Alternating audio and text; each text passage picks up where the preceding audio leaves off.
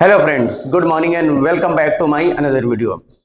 Accounting for companies के अंदर practical questions हम देख रहे थे। आज हमारा पार्ट 4 है, चौथी वीडियो है इशू ऑफ शेयर चैप्टर को लेकर के। उसके अंदर इस पार्ट 4 के अंदर हम क्या देखने वाले हैं? हम देखने वाले हैं practical question based on over subscription. अब ये भाई, ये ओवर सब्सक्रिप्शन क्या होता है? ओवर सब्सक्रिप्शन, ओवर मतलब ज्यादा, सब्सक्रिप्शन को ज्यादा मिल जाना। मतलब अगर कंपनी ने 20,000 शेयर इशू किए हैं मार्केट में, पब्लिक में, तो कंपनी को जो रिस्पांस मिला है पब्लिक से वो 20,000 से ज्यादा शेयर पर मिल गया है। इसे ही हम कहते हैं ओवर सब्सक्रिप्शन। अब भाई, इस ओवर सब्सक्रिप्शन, ओवर जो पैसे मिल गए हैं, ज्यादा जो पैसे मिल गए हैं, इसका होगा क्या? इसके 3 ट्रीटमेंट हो सकते हैं। पहले भी मैं बता चुका हूं, वापस से रिपीट कर देखो। बार बार चीजों को हम रिपीट करेंगे जिससे कि आपका कॉन्फिडेंस बिल्डअप रहे। तो 3 ट्रीटमेंट हो सकते हैं। या तो पहला ट्रीटमेंट, ये पूरे पैसे जो ज्यादा मिल गए वो रिफंड कर दो शेयर होल्डर्स को। दूसरा ये हो सकता है कि पूरे पैसे आगे के कॉल्स में एडजस्ट कर लें, जैसे कि अलॉटमेंट हो गया, फर्स्ट कॉल हो गया, सेकंड कॉल हो गया और थर्ड एंड फाइनल कॉल हो गया। तीसरा ये हो सकता है कि पार्शियल हो, कुछ रिफंड कर दें, कुछ एडजस्ट कर दें। ठीक है, तो इस पर बेस्ड, ओवर सब्सक्रिप्शन पर बेस्ड आज की हमारी वीडियो होने वाली है। बहुत इंटरेस्टिंग होने वाली है।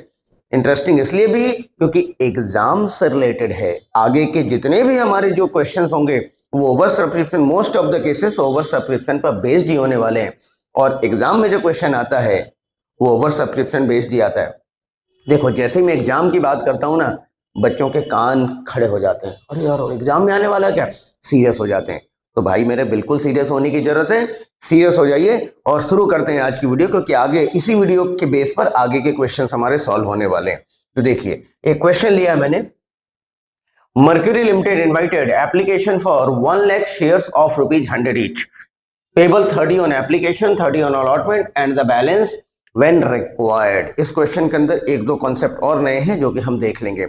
रिजर्व कैपिटल वाला कॉन्सेप्ट है, वो भी हम देख लेंगे। तो देखिए, क्वेश्चन पढ़ते जाते हैं और क्वेश्चन को लिखते जाते हैं हमारे स्टाइल में, सो दैट क्वेश्चन करने में दिक्कत ना आए। तो देखिए, स्टार्ट करते हैं साहब। देखो, कंपनी ने कितने शेयर, ध्यान से देखिएगा। ये कहानी क्या हो जाती है कभी कभी, तो वो भी एक दिक्कत का मामला है। ठीक है ना? हाँ ठीक, ओके। देखिए, नहीं भाई साहब, ये लिखना है हमें।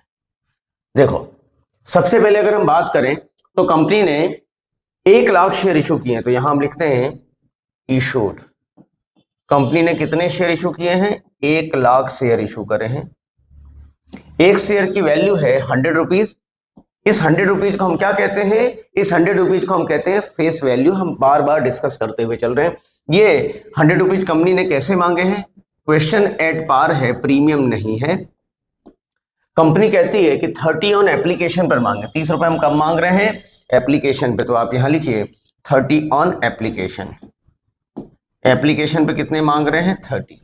इसके बाद कंपनी कहती है 30 ऑन अलॉटमेंट, तो यहां लिख लीजिए अलॉटमेंट। अलॉटमेंट, अलॉटमेंट पे कितने मांग रही है? 30 rupees. And the balance when required. और जब पैसा बैलेंस कितना बचा साहब? 60 रुपए। 40 रुपए बैलेंस बचा 100 रुपए में से। तो ये जो 40 रुपए है, ये first call, first and final call है। अभी मांगा नहीं है, जब जरूरत पड़ेगी तब मांग लिया जाएगा। इट मींस 99% केसेस में तो ये होता है कि at the time of liquidation मांगेंगे ये पैसा। लिक्विडेशन है ना, कंपनी जब बंद होने वाली है तब मांगेंगे। तो ऐसे पैसे को कहते हैं रिजर्व कैपिटल। ऐसे पैसे को क्या कहते हैं? रिजर्व कैपिटल कहते हैं। ठीक है, कैपिटल रिजर्व की बात नहीं कर रहा हूं, रिजर्व कैपिटल मतलब ऐसा पैसा जब जरूरत पड़ेगी रिजर्व में रखा, जब जरूरत पड़ेगी तो मांग लेंगे। मतलब इमरजेंसी, इमरजेंसी का बात ही साहब at the time of liquidation, ऐसा समझ लें आप। Application were receive for 1,20,000 shares. Application receive कितने शेयर्स पे हुआ? तो यहां लिख देते हैं एप्लीकेशन रिसीव हुआ है 1,20,000 शेयर्स पर। ओवर सब्सक्रिप्शन है by 20,000 shares. Shares out of which application for 1 lakh shares were received and remaining application were refused allotment। मतलब इनको अलॉट नहीं किए गए शेयर, मतलब इनके पैसे, इन 20,000 शेयर होल्डर के जो पैसे हैं, इनके पैसे वापस करने पड़ेंगे, रिफंड करने पड़ेंगे। तो हमारे टेबल में एक कॉलम बनेगा रिफंड का। ठीक है, अभी हम बना के देखेंगे भी। Allotment money were received on 99,500 shares. जो अलॉटमेंट का पैसा रिसीव हुआ है वो 99,500 शेयर्स पर रिसीव हुआ है। देखो होना तो चाहिए था 1 लाख शेयर्स पे, अलॉटमेंट का पैसा मिला है 99,500, इट मींस 500 शेयर जो नहीं मिले हैं वो क्या है, कॉल्स इन एरियर। घुमा करके दिया, सीधे सीधे नहीं लिखा कि कॉल्स इन एरियर है 500 शेयर पे, उन्होंने ऐसा लिखा मिले हैं 99,500, मतलब क्या हुआ, जो नहीं मिले 500 शेयर होल्डर जो कम मिले वो क्या है, कॉल्स इन एरियर पे आइटम आ जाएगा कॉल्स इन एरियर। एक कॉलम और बनाना पड़ेगा हमें कॉल्स इन एरियर, कितने पे, 500 शेयर्स पर। ये 500 कैसे आया, 1 लाख माइनस 99,500 कर देंगे तो हमारा कॉल्स इन एरियर आ गया। अब क्वेश्चन सॉल्व करना है। क्वेश्चन सॉल्व करने का मैं तरीका आपको बता चुका हूं, कोई भी क्वेश्चन आए, कैसा भी क्वेश्चन आए, 99.99% केसेस में हम जो टेबल बनाते हैं उसी टेबल के थ्रू हमें क्वेश्चन सॉल्व करना है। और अगर टेबल बनाना सीख गए आप तो क्वेश्चन सॉल्व करने में कहीं कोई परेशानी आने वाली है नहीं। चलिए हम थोड़ा सा इसको हम थोड़ा सा क्या करते हैं, इसको पहले अंडू कर दें, ठीक है। तो अब हम इसको क्या कहते हैं, थोड़ा सा इसको स्क्रॉल करते हैं क्योंकि इसकी जरूरत है नहीं, हमारा क्वेश्चन हमारे बोर्ड में आ चुका है, ठीक है ना। इसको इरेज कर देते हैं भाई साहब। चलिए चलो बच्चों स्टार्ट कर लीजिए टेबल बनाना, कॉपी पेन लेके बैठे तो ज्यादा अच्छे से कॉन्फिडेंस आएगा, आपको दिक्कत आपको आएगी नहीं। तो देखिए अब टेबल बना लेते हैं साहब। टेबल बनाना ही सबसे इंपॉर्टेंट है इस चैप्टर के अंदर, मैं बार बार कहता हूं टेबल बनाना जिसने सीख लिया वो इस चैप्टर का मास्टर हो गया, बादशाह हो गया। पर्टिकुलर, दूसरा कॉलम ड्यू, तीसरा कॉलम रिसीव्ड, चौथा कॉलम एक्सेस, ठीक है, उसके बाद रिफंड और कॉल्स इन एरियर। तो पहला कॉलम हमारा हो गया पर्टिकुलर, लिख लेते हैं, शॉर्ट में लिखा है। दूसरा column due, third column will be for received, और एक्सेस है तो मतलब ओवर सब्सक्रिप्शन है तो एक्सेस का कॉलम बनेगा। और जो एक्सेस है इसमें से कुछ पैसे तो रिफंड हो गए हैं, ये रिफंड है, और बच जो गए उस पे हमें क्वेश्चन सॉल्व करना है। और उसमें से भी 500 शेयर्स पे पैसे नहीं मिले हैं, जो लोग पैसे नहीं देते हैं उसे हम कहते हैं कॉल्स इन एरियर। क्या कहते हैं, कॉल्स इन एरियर। बस बात खत्म हो गई। यहां हम लिखेंगे एप्लीकेशन पर, वही बात ऊपर वाली चीजें रिपीट कर रहे हैं ताकि टेबल बनाना आसान हो जाए। सबसे इंपॉर्टेंट स्टेज होता है अलॉटमेंट का स्टेज, जो कि 30 रुपीज का है। फर्स्ट कॉल की ये बात करते हैं कि फर्स्ट कॉल का पैसा जो कि 40 रुपए अभी कॉल ही नहीं किया है। अच्छी बात है साहब, ध्यान रखेंगे इस बात का। बस यहां तक आपने कॉपी कर लिया। अब ध्यान दीजिए, सबसे पहले कंपनी को पैसा कितने शेयर्स पर मिल गए हैं, सबसे पहले कंपनी को जो पैसा मिला है वो 1,20,000 शेयर्स पर मिला। तो सबसे पहले कंपनी को रिसीव्ड वाला कॉलम, और कंपनी ने ड्यू करे थे 1,20,000। तो ध्यान दीजिए टेबल कंप्लीट कर लेते हैं साहब। 1,20,000 पे 30 रुपए के हिसाब से 36 लाख रुपीज मिल गए कंपनी को।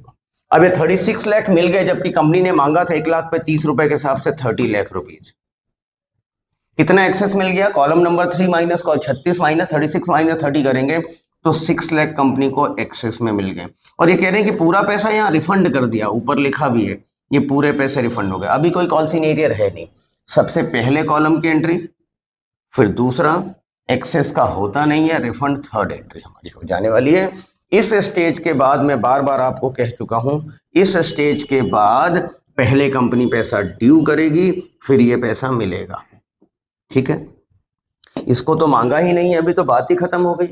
मांग लेते तो आगे की कहानी बनती, मांगा नहीं है तो बात खत्म हो गई। तो कंपनी पहले मांगती है, ड्यू करती है 1 लाख अलॉटमेंट का पैसा, 1 लाख इंटू 30 अगर देखें तो कितने रुपए ड्यू कर रही है company, company 30 lakh rupees due कर रही है, मांग रही है। ड्यू करने का मतलब होता है मांगना मेरे बच्चों। कंपनी ने पैसा मांगा कि साहब हमें 1 लाख शेयर हमने आपको अलॉट किए हैं, इस 1 लाख पर हमें 30 रुपए के हिसाब से अलॉटमेंट का पैसा 30 लाख रुपए दीजिए। क्या कंपनी के शेयर होल्डर 30 लाख रुपए दे पा रहे हैं क्या, नहीं। क्वेश्चन में क्या लिखा, सिर्फ 99,500 लोगों ने पैसे दिए हैं, मीन्स 500 शेयर होल्डर ने पैसे नहीं दिए हैं। तो जो पैसा नहीं दिए हैं उसे क्या करेंगे, 500 इंटू 30 की अगर बात करूं तो 15,000 रुपए नहीं मिल रहे हैं। इसका मतलब क्या हो, इनडायरेक्ट इसका मतलब है कि बाकी के पैसे मिल गए। तो 30 लाख में से 15,000 रुपए नहीं मिले हैं, मीन्स 29 लाख, ध्यान से सुनिएगा, 29,85,000 रुपीज मिल गए। बस क्वेश्चन कंप्लीट हो चुका है। बड़ी आसानी से इसकी जनरल एंट्री हम कर लेंगे, बात हो गई है समाप्त।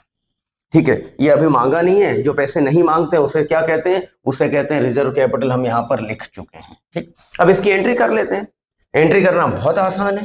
कितनी एंट्री होगी, 1 2 3 4 और 5 एंट्री होने वाली। ये पांचों की 5 एंट्री मैं यहां पर लिखने वाला हूं और इस एंट्री के ही मार्क्स आपको मिलते हैं। ठीक है साहब, पहली एंट्री, थोड़ा कलर चेंज कर लेते हैं। पहली एंट्री ध्यान से देखिए, मैं बार बार कहता हूं, क्या कहता हूं मैं, कि ये बैंक की एंट्री है और ये शेयर कैपिटल की एंट्री है। ड्यू मीन्स शेयर कैपिटल की एंट्री। हर क्वेश्चन के अंदर ये बातें मैं बार बार बताऊं। अगर भाई मेरे, अगर आपने ये 3-4 वीडियो देख भी लिया ना, तभी एंट्री तो आपको याद ही हो जाना है। और याद करना क्या है, देख करके ही आपको कॉन्फिडेंस आ जाएगा। तो पहली entry, bank account debit to share application, लिख देता हूं साहब, bank account debit to share application लिख देते हैं। Bank account debit to share application, amount कितना, 36 लाख। ठीक है, चलिए पहली एंट्री होगी, being share application money received. दूसरी एंट्री किस बात की होगी, इस शेयर एप्लीकेशन मनी को शेयर कैपिटल अकाउंट में ट्रांसफर करने की। तो आप देखिए, share application account debit to share capital लिख दीजिए, share application account debit to share capital. अरे भाई बहुत आसान है पढ़ाई। कितना, कॉलम में देखिए सेकंड नंबर में क्या लिखा है, 30 लाख रुपए लिखा, तो 30 लाख रुपीज लिख दीजिए। जो टेबल में लिखा है वही लिखना है, आपको अपनी मर्जी से कुछ भी नहीं लिखना।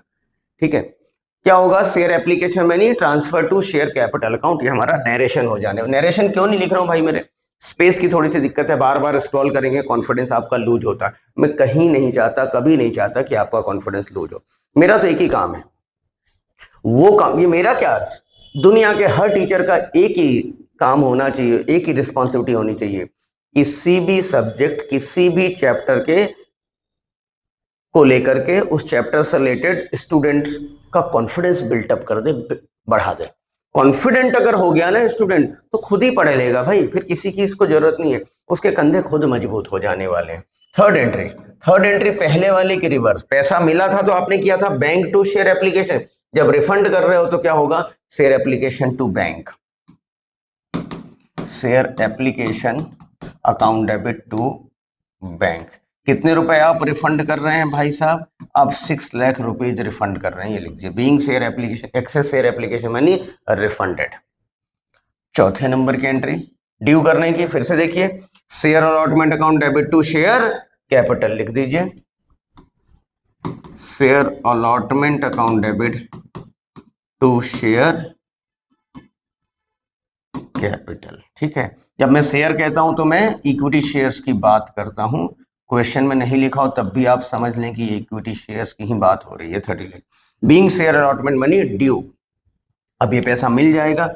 बस ये 5वें नंबर की एंट्री थोड़ी सी इंपॉर्टेंट है, मैंने बोल्ड करके लिखा, ध्यान देखिए। आप ये वाली एंट्री तो करने ही वाले हैं, तो जो कॉमन एंट्री वो कर डालिए पहले। क्या, बैंक अकाउंट डेबिट, ध्यान से देखिएगा, bank account debit to share allotment.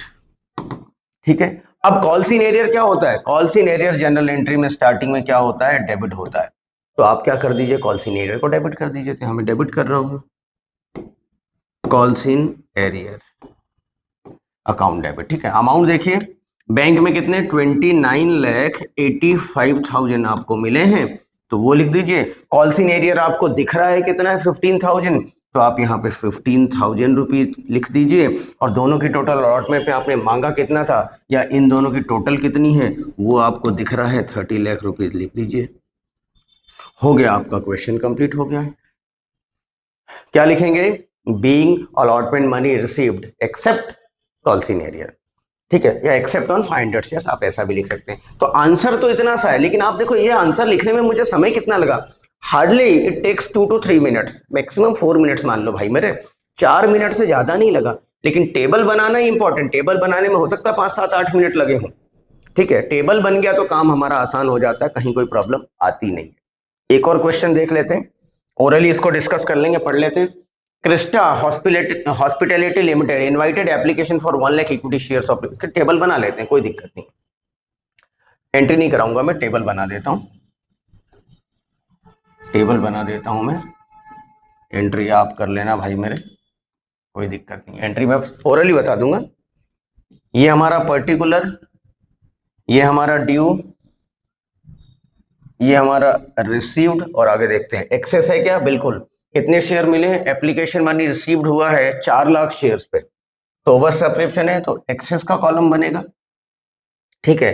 और बाकी एडजस्टमेंट का भी कॉलम बनने वाला है। तो देखिए सबसे पहला कॉलम हमारा है पर्टिकुलर, दूसरा कॉलम हमारा है ड्यू, तीसरा है रिसीव्ड, चौथा है एक्सेस, और पांचवा है एडजस्ट।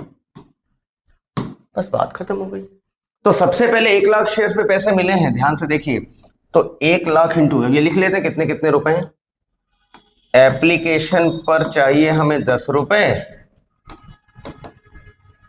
अलॉटमेंट पर चाहिए हमें 15 रुपए, फर्स्ट कॉल पर हमें चाहिए अगेन 15 रुपीज, और सेकेंड एंड फाइनल कॉल पे हमें चाहिए 10 रुपए।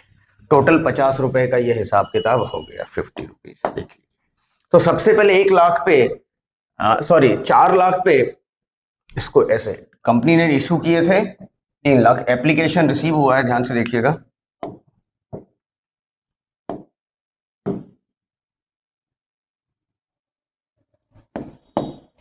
एप्लीकेशन रिसीव हुआ है 4 लाख शेयर्स पे, तो 4 लाख शेयर्स पे पैसे मिल गए।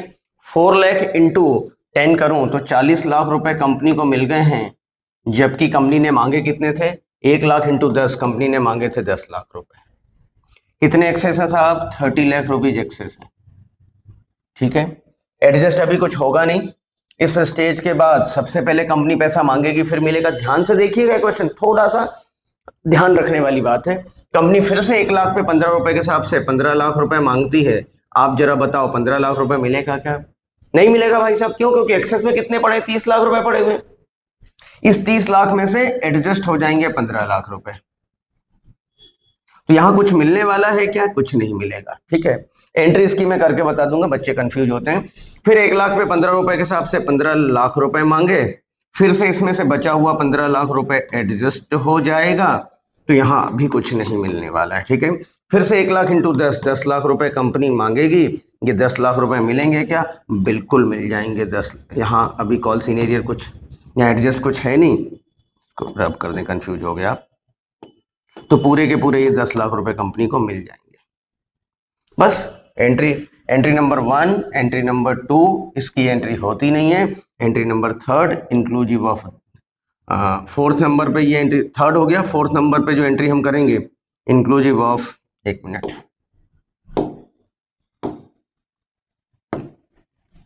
एंट्री नंबर 3 हो गया, एंट्री नंबर 4 इसके साथ हो जाएगा, 5th 6th नंबर एंट्री इसके साथ हो जाने वाली है, 7th और 8th नंबर की एंट्री।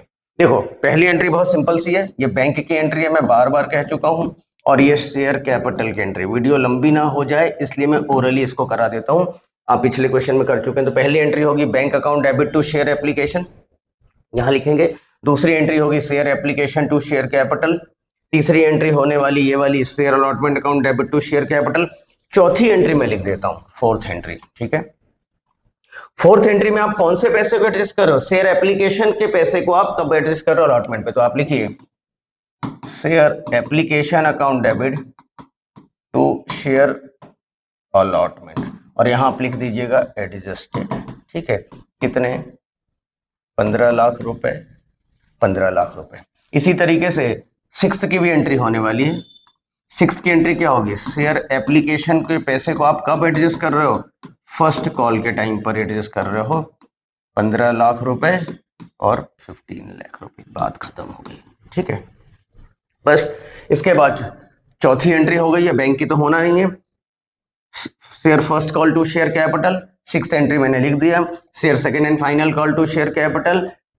8th एंट्री हो जाएगी bank account debit to share second and final call, मैं लिख देता हूं यहां पर 8th entry, bank account debit to share second and final call. How much amount, 10 lakh rupees,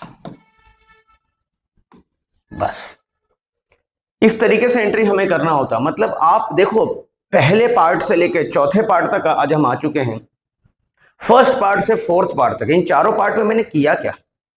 मैं आपको बार बार एक ही चीज बताना चाहता हूं मेरे बच्चे कि आपको टेबल बनाने पे फोकस करना है। एंट्री तो क्लरिकल काम है, अपने आप हो जाने वाली है, ठीक है, एंट्री तो अपने आप हो जाएगी, आप तो टेबल बनाने पे फोकस कीजिए। तो चलिए आज की वीडियो के लिए इतना ही, बट चैनल में पहली बार आए हों तो चैनल को सब्सक्राइब कर देना, वीडियो अच्छी लगे तो लाइक शेयर जरूर करना, अपने फ्रेंड सर्कल में फॉरवर्ड करना ताकि उनका भी भला हो सके। और अगर वीडियो अच्छी ना लगे ना भाई मेरे, तो अनसब्सक्राइब भी कर देना, मुझे कोई दिक्कत नहीं है। कमेंट डालना, कमेंट बॉक्स में जाके कमेंट जरूर डालना कि भैया ये दिक्कत है, ये समस्या है, मैं उसमें सुधार करने की कोशिश करूंगा, क्योंकि no one is perfect in this world, ठीक है, या आप भी समझ लीजिए, एक तो ऊपर वाला बैठा वही परफेक्ट है, और कोई परफेक्ट है नहीं और कभी हो भी नहीं सकता। तो चलिए आज की वीडियो के लिए इतना ही। वंदे मातरम, जय हिंद।